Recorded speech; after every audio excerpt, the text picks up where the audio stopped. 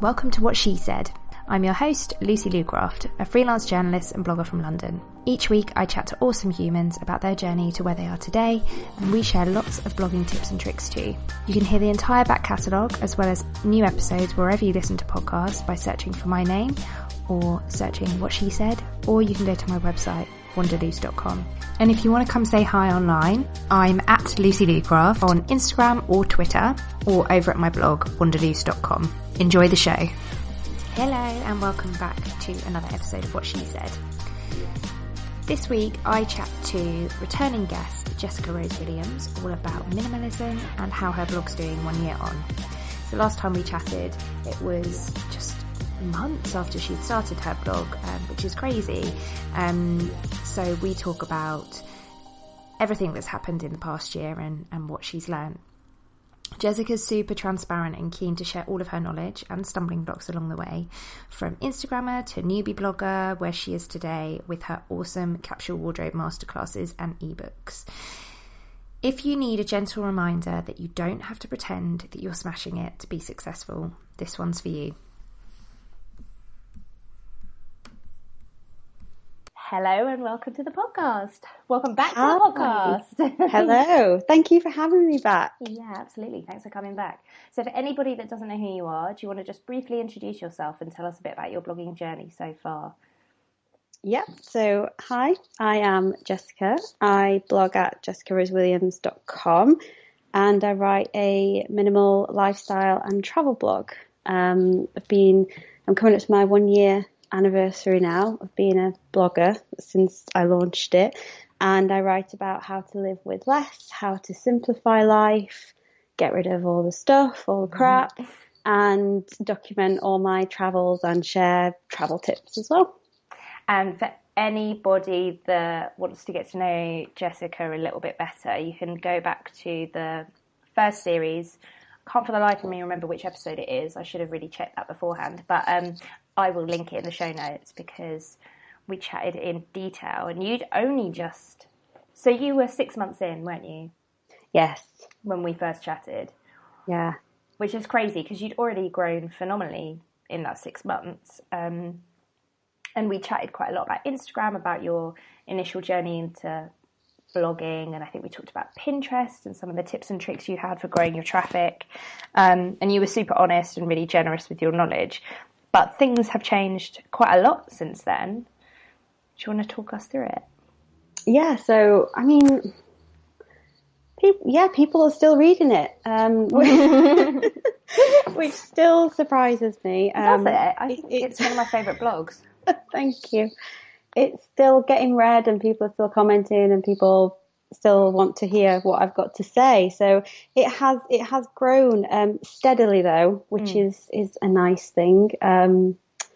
Definitely decided that I don't want to be, sort of blogging powerhouse with millions of people. I've, really tried to keep it more real and small and meaningful, the words I normally use. But yeah, it's continued to grow. It's great. It's great building a real little community around it now, which is lovely. So when you, I don't want to talk like numbers and stuff like that because that's, Well, that's fine. I don't mind talking about it. I think people need to talk more numbers. Do you agree? I do. Or maybe not. No, I do agree with you. Because I always want to know. Well, we talk about this a lot offline anyway. Because I think both of us are really happy to share our numbers and be transparent.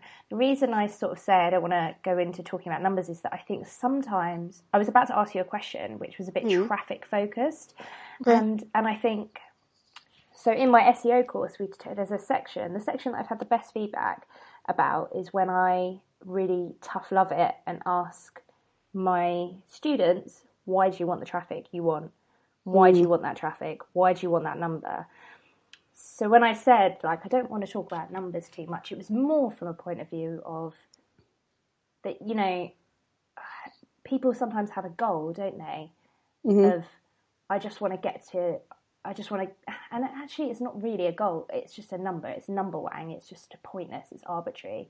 It's like a vanity metric, isn't it? 100%. It's just there to serve your ego and nothing else. Yes, ego. Totally, but nobody really stops and thinks about it. So I found it interesting when you said, my numbers are growing steadily and I don't want to be a superstar blogger with millions of followers. I want to be a smaller blogger. Mm-hmm. When did you come to that realization? And also the kind of second vein of that is when you talk about your numbers growing steadily, last time your traffic was coming mostly through Pinterest, have you found that that's still the case, or are you shifting and tilting that more into organic search? Oh, that's interesting. Because it was very much Pinterest 6 months ago. It still is, to be honest with you. It's still the biggest traffic driver, but I'm still putting in quite a lot of effort with it, and I've done that from day one. I figure that people who read my blog are very similar to me, and then that means that they're very visual people. So I tend to focus on Instagram and Pinterest to try and catch people's eye and put out there what I think they want to hear, or what I can offer them to get them over to the blog. But I think for the first it's interesting that we're talking at this time, actually, because for the first 6 months, I think I sort of threw myself off okay, I'm going to start a blog cliff. And then it was all, okay, I need numbers. Yeah. It was very similar to when I started taking Instagram seriously. Everybody wants that first 10K, don't they? Yeah. That's all everybody wants. Yeah. And then I had it with the blog where I sort of started getting about 10,000 people reading it every month. And I thought, oh, this is great. Similar to when I got 10K on Instagram. And then you realise, like, oh, there's nothing magic happens now. Yeah. Right. Oh, I thought I'd have these big brands knocking on the door maybe, or I don't know, people offering me stuff, or I'd feel differently, but you really don't. Nothing happens. No. And then it's a case of, I guess it's similar to the approach that I take to, buying stuff and life in general with minimalism. Where does it end? What are you chasing? Is it going to make you happy? So yeah, constantly along the journey, I've tried to look at the numbers and think, these are great, but don't take it. You can't put your self-worth into it. And I think a lot of people do. And it's so easy to see why they do. Yeah.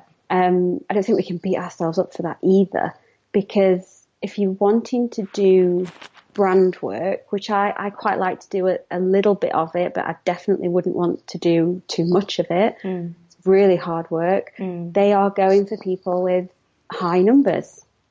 Yeah, at the moment they definitely are. I think that is going to shift, but I don't think there's ever going to be a day.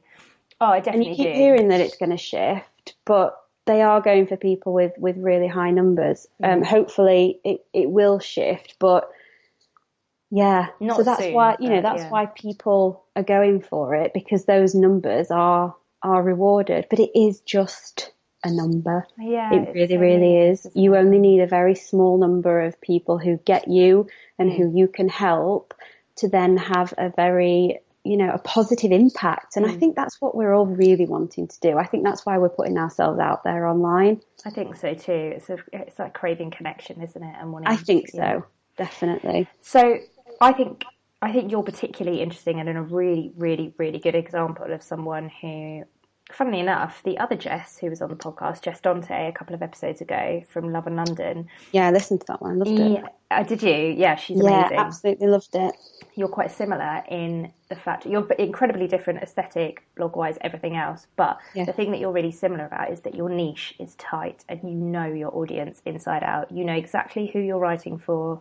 You know what they want. Like you even said, your people are going to find you through Pinterest and Instagram. And that means that the people that come to your website are engaged already. They're your right people.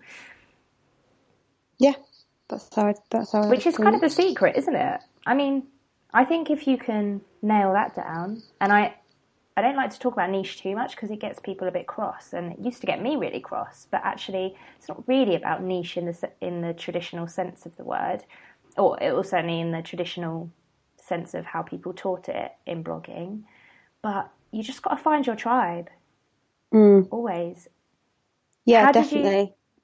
I mean, you've always you've always known from day one. That's why I think your blog, one of the reasons why your blog has grown really quickly is because when you went into it, you knew already. You didn't start and like mess about too much. Would you say? No, I didn't. Do you know what I realised today, actually? I registered a domain name a year before I actually started my blog, but never did anything with it. So I think for me, it was a case of I wasn't doing it until I was, I felt like I was 100% ready. I still wasn't 100% ready, but I'm not someone. I'm a really careful person. I'm too overcautious, to be honest with you. I need to just let the hell go a little bit. I think there's a lot of fear in there.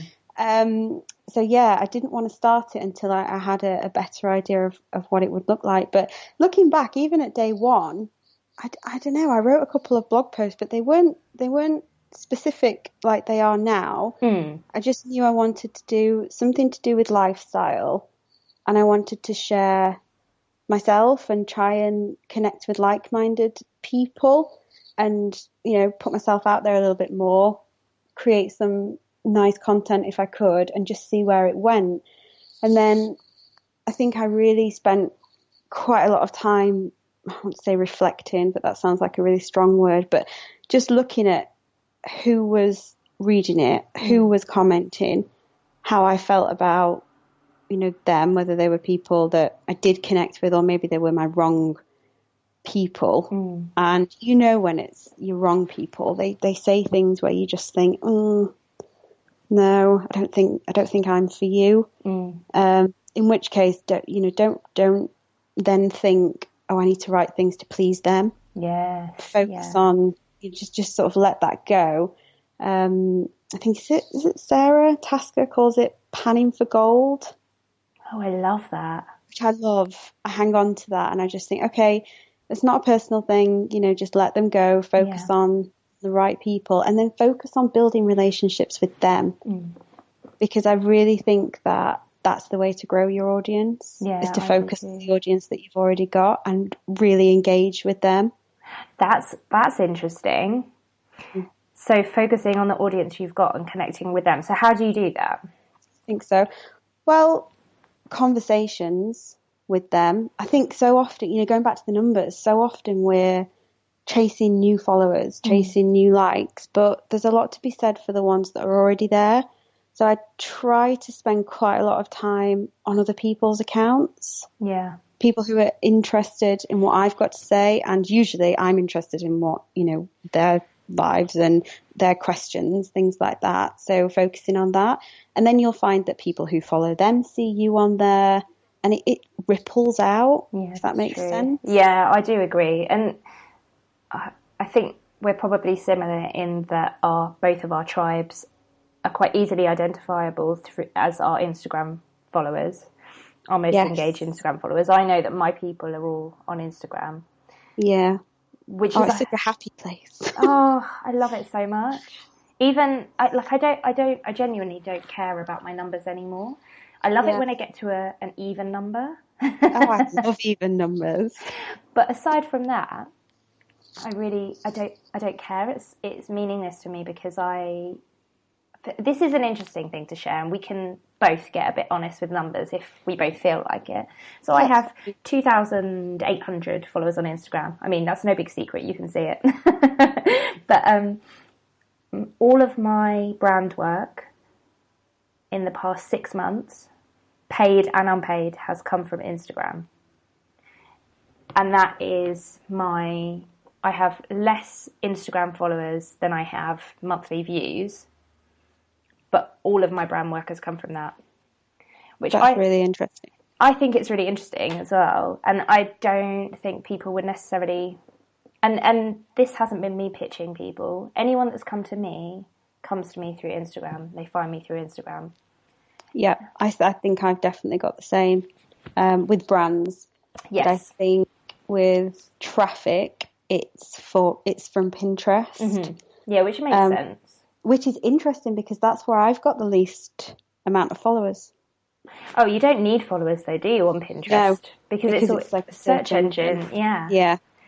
Which I think is another reason why Pinterest is awesome, because you really don't have to worry about your followers. I think they should take it off, shouldn't they? I think they should, because it is meaningless. I don't. The pins that I find aren't through my followers. Never. There's not really an algorithm boost for people that you follow. It's really stupid. No, it is. Because I have 6,000 followers on Pinterest, and I get 160,000 monthly views of my Pinterest page. Is that what it's called? Page? I don't know. Yes. Profile, isn't it? Profile? Yeah, exactly. Yeah. And both of those numbers are essentially meaningless. Because that doesn't indicate the amount of traffic that I then get to my site. It's just two completely... It's kind of one of the reasons why I really wanted to... I feel like I'm really preoccupied with this at the moment, which is probably really annoying to people. Whenever I hear people asking for advice about how do you grow your Instagram, how do you get to this number? I mean, they're certainly not asking me how to do that. But when, I'm in a forum where someone's asking it, I'm constantly doing that really annoying kid thing of, but why? But why? Because I really want people to question it in themselves. Like, why do you want that? Why do you want that? And then I found that for myself, when I was constantly asked why, I realised, oh yeah, I don't need that. I don't need that amount of followers that I had in my head, because I'm making enough money from what I'm doing right now with the followers I have. Yeah, exactly. And it's what more do you actually want? But that's the real thing, isn't it? The why thing. I listened to a podcast. I think it was a Jenna Kutcher one, not long ago. That you cheated on me. I do, sorry. I do listen to other podcasts. Other podcasts are available, guys. Is it Gold Digger? Oh, but it was, that's the one. And I think it was the lady from Cottage Hill, I think it's a magazine, and she talks about the why you're doing something and how that basically underpins absolutely everything that you do. It's really, really interesting. I think you're supposed to ask yourself why like 5 times to get the real answer. How interesting. But I think that's so true, because I agree. The people that I admire kind of within my industry, other bloggers or whatever that I follow, who I can see have really got it nailed down, you can see that they know their why, because they're writing with an authentic voice, and they're writing about stuff that you tell they care about. They're the same across all of their platforms. There's no cringe whenever you see a caption. I don't know. And I think you're one of those people. Oh, well, I think it is a thing. I do think you have to be you, and I think you have to let people in as well a little bit. I don't think there's any point. I mean, when I started with this, the idea of sharing, certain things just sort of terrified me. I mean, before blogging, my Instagram captions would be an emoji, I was trying to be cool and wanted everyone to think I was cool. Cryptic. And now, my God, you can't shut me up on there. I look at all sorts. But now I get over 100 comments, So you have to let people in order for them to be able to connect with you. Yeah. There's no point trying to be cool, trying to be somebody that you're not, because people won't connect with that. So then you're digging yourself further into that hole. I do think you have to show a little bit of vulnerability, definitely. I think there's a real magic in vulnerability. There's a kind of sweet spot where it's kind of, you have to step over a bit of uncomfortability. You have to kind of push past a bit of a comfort blanket with vulnerability, but you should never feel frightened or violated or anything like that. And if you get to that point, then it's kind of the sweet spot where everybody else feels like they have permission to also be vulnerable and honest. Yeah, definitely. Have you read the Brene Brown books? Yes, Daring Greatly. Absolutely amazing. That's the only one that I've read so far. Life-changing books. Oh my God, totally. Life-changing. And she talks about the line, because obviously there is a case of you don't want to share absolutely everything. I mean, my God, you don't want to know everything that's going on inside my head. I don't want to know everything that's going on inside you. But there's a line, isn't there, where you feel, I think she talks about it in a way where people have to earn it. Yeah, yeah. I think that's really, really powerful. But people love to connect with people, don't they? Yeah. I know I've thought, people online they've grown and then they've turned into very plasticky, unrealistic, and I've unfollowed them. I don't feel like I can connect with them anymore. Yeah. I've had something similar recently. Feel like that. Sorry, say that again? I wouldn't want people to feel like that about me because I want to connect with people. That feels vulnerable to say that, actually. Yeah. I want to connect. I think that is vulnerable when you admit that the reason that you invest time in Instagram is because you want to make friends. Yeah. Which definitely. It does it feel is a for bit an introvert as well, someone like me who can happily stay at home and not see people stays on edge. I wanted to talk a little bit about what you've been up to from a kind of work point of view, because when we first chatted, you were just at the start of your blogging journey. You were obviously, working with brands and stuff on Instagram and with your blog, and then you started coaching. And I think when we chatted, you weren't necessarily sure of which way you were going to go, but that was something that happened. I can't remember when it was, at some point last year. So I wanted to talk a bit about, and now obviously you've got loads of other stuff going on. You've just done an amazing workshop, and you've got an e-course, which I've bought. All of these will be in the show notes, by the way. What's been going on?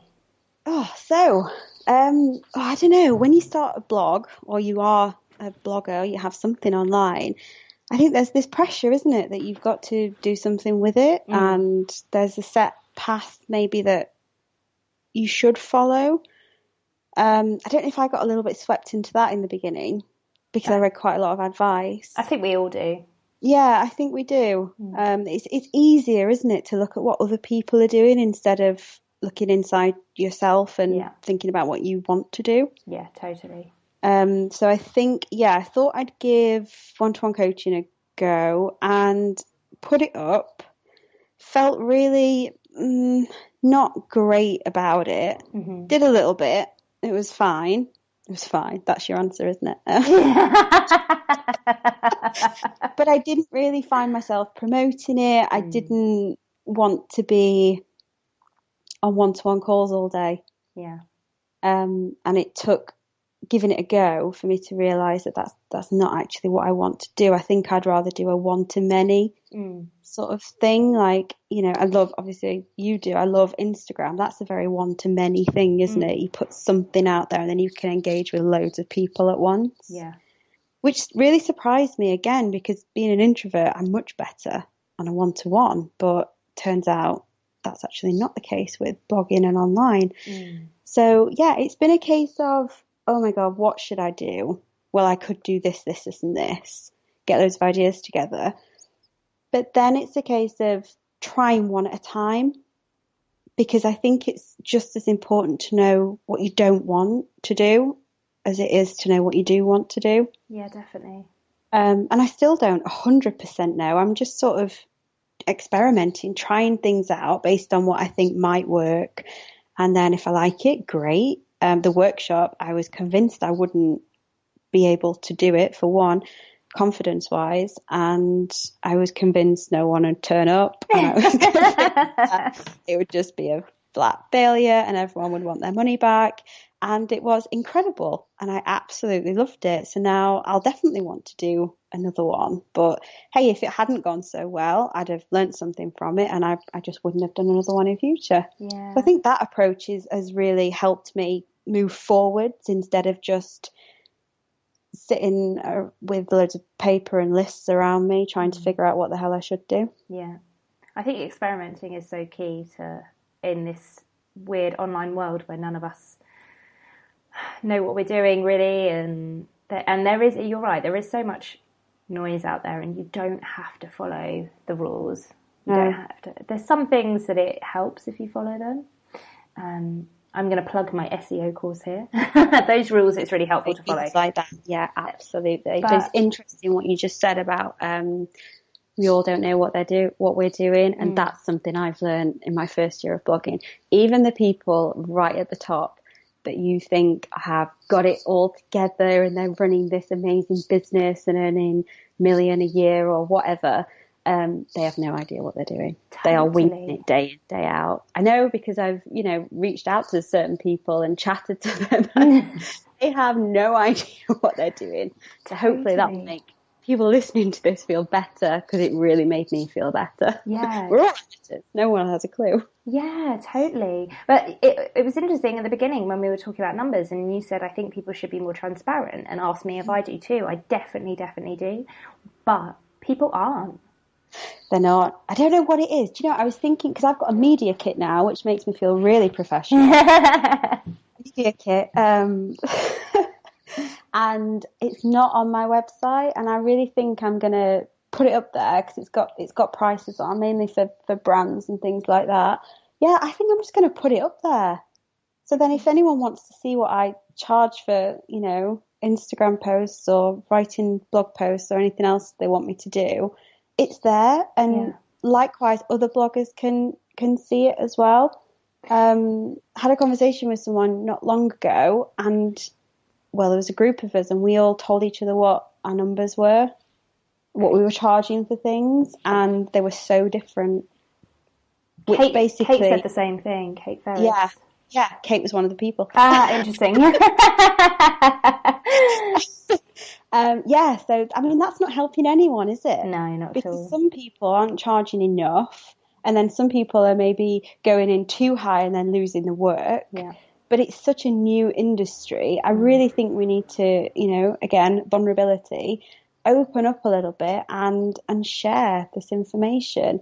If somebody wanted to know what you were charging, it's easy to find out. You could just get someone to pretend to be a brand and get into I heard of someone. I can't remember who I was. I don't know. No, not at all, because someone told me. I can't remember who it was. I don't even know if it was on a podcast episode or if it was just an offline chat, and someone said they had a friend or knew someone kind of blogging, like a colleague, who used to pretend to be a brand and email lots of bloggers to get their media kits. Wow. To find out. Which I thought, I mean, isn't it sad that we have to resort to that?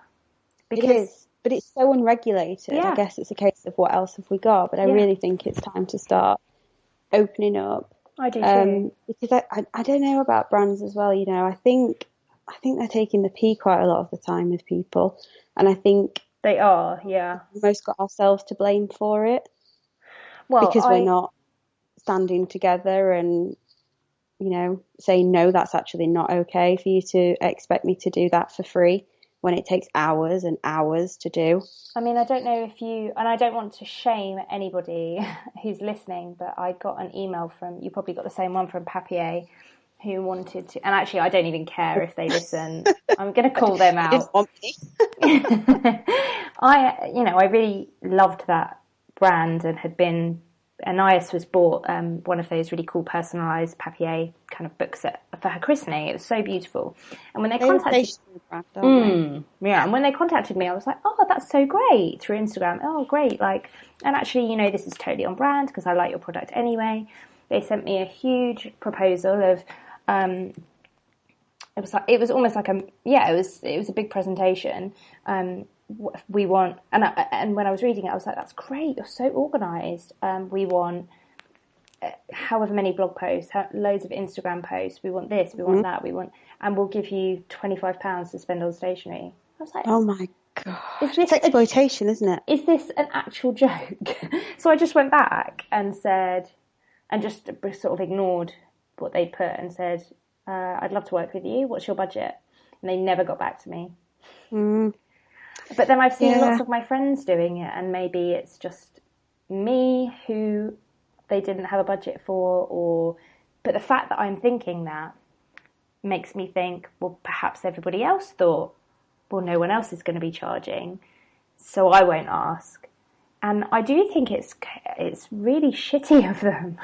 No, I agree. It's really interesting when you start to unpick it, isn't it? What's actually going on? And I don't think many people are talking about it, and it's definitely not regulated at the minute. No. But we're in a position where, you know, most bloggers are women, so it's female entrepreneurs trying to get a business going, trying to make a go of creative living, and obviously you have to make money out of that to be able to sustain yourself. I mean, that's fine. Nothing wrong with that. Yeah. But we have to start somewhere. So I guess, you know, doing things for free is kind of a bit of an internship, I guess, maybe, to get yourself going. But at the same time, pay the photographer, you know. People are, it's so much work, so much effort, and how much would it cost them to pay someone to come up with the concept, to spend the time promoting it on social media, to take the photo, to edit the photo, to come up with the caption that's actually authentic, you know? And I do think to expect you to do that for 25 is it's wrong. And it was a voucher, basically. It wasn't even 25. I think it was even like $25 or something ridiculous. Yeah. But I have to say, you know, there are times when I don't even like to say I work for free, because if I really wanted £25 worth of papier vouchers, and I could have gone back and negotiated and said, look, I will take this, I really need that, but I'm only going to do one Instagram post or whatever. That's fine. I 100% do not judge anybody for whatever they do, because to me, the value, that's like you set your own lines, you set your own kind of boundaries. And I definitely don't charge for everything. It's different. It's a case by case thing. But it is definitely. That's the interesting thing. You know, again, when we start to unpick it, I do it too. I'll do stuff for free. It's not for free, but if there's mutual benefit, you know, if it's a load of, if it's I don't know, stuff. I don't really have much stuff, but you know, I don't know, if I was redoing a office or something and wanted to do a lovely desk, but then at the same time I could write about how to put a minimalist office together and how this will benefit your life, then the company that would give me the desk, they would benefit from that. Okay, so we're back. We got cut off. There's no getting rid of me. We were talking about brand work, but actually what I think is more interesting is the stuff that you're doing with your business. So you moved on from one-to-one coaching and created a beautiful workshop around capsule wardrobe planning and an e-course too. Where did that idea spring from? So the workshop came from someone asking me if I wanted to do it. I had a message and said, really love a capsule wardrobe workshop. Is it something that you'd be interested in doing? And my initial reaction was, oh my God, there's no way I can do something like that. No, are you kidding? No one will come. It won't work. You know, the inner critic was, you know, got a megaphone going on. But I was in this. I did a coaching session with Jen Carrington, who I know you've had on the podcast and who I absolutely adore. She is amazing. She is. I'm sure you think the same. Yeah. And we sort of agreed that because I was in a sort of quite new, well, obviously my blog was quite new, that I should just do a season of experimentation. And I thought, oh yeah, that's a great idea. So I'll just be open to things and see what happens. So I said, yeah. So I was okay, lean into the fear. Yes, I'll do it. And so we put it together, and it, put it on. It didn't sell out, which was actually a blessing in disguise in the end. That was quite interesting because I think there's so much of this online, isn't it? Sold out in an hour. Sold out. It's pressure. I don't mind saying my workshop, it didn't sell out, and that was fine. I thought about why it might not have done, and then I'll, learn from that for next time. Yeah. So put that on. It went so well. I I've asked for it to go any better. We basically got together in this really gorgeous old gramophone factory, which is about 25 minutes from my house now, about 5 minutes from the one that we're moving to. And I took people through the building a capsule wardrobe journey. So I put a workbook together for us to use on the day, and went through bits and bobs of that, and then did loads of other exercises, tried to make it really creative for everyone. We had lovely food and loads of tea and coffee, things like that. We just had a really lovely day connecting together. And then I had loads of questions about, well, I can't make the workshop because depending on where your audience are, it turns out I don't have a very local audience to me. That was part of the problem. And I live obviously in the north of England, which isn't that easy to get to. It's effort to get to, isn't it? So people were saying, I would have loved to have come, but I can't get there. Would you maybe do a course, or would you maybe sell the book that you used on the day? I'd really love to use that. So I guess I got my idea from my audience, which is really nice. That's a super organic way of... Really? Yeah. Really, really nice way to do it. So then I thought, well, I didn't know which one to do first again. So I thought, I polled the audience on Instagram, which is a really good way to test things, to find things out. And more people wanted the ebook than the e-course, but there wasn't too much in it. So I thought, okay, well, I'll do both, but it's going to take me longer to write the in-depth e-course with, community, Facebook group, and probably some one-to-one with me.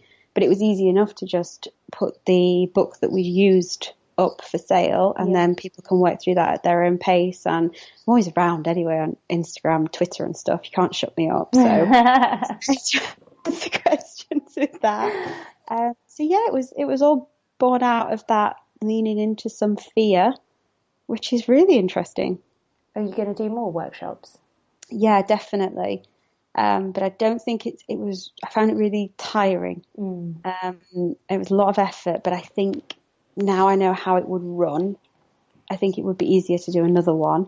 So it's not something I would do, monthly or anything like that, but definitely a couple of times a year I can see myself running them. It felt more retreat-like. Yeah. Again, we've been cut off, but we're back. I remember us chatting about some of the stumbling blocks when you'd first started your blog, but has there been any new ones since, or has it been the same, or what have you been navigating? Stumbling blocks. I just think comparison is always the big one. So comparison is something that I've definitely stopped doing as much. I don't actually spend much time on blogs that are within my niche.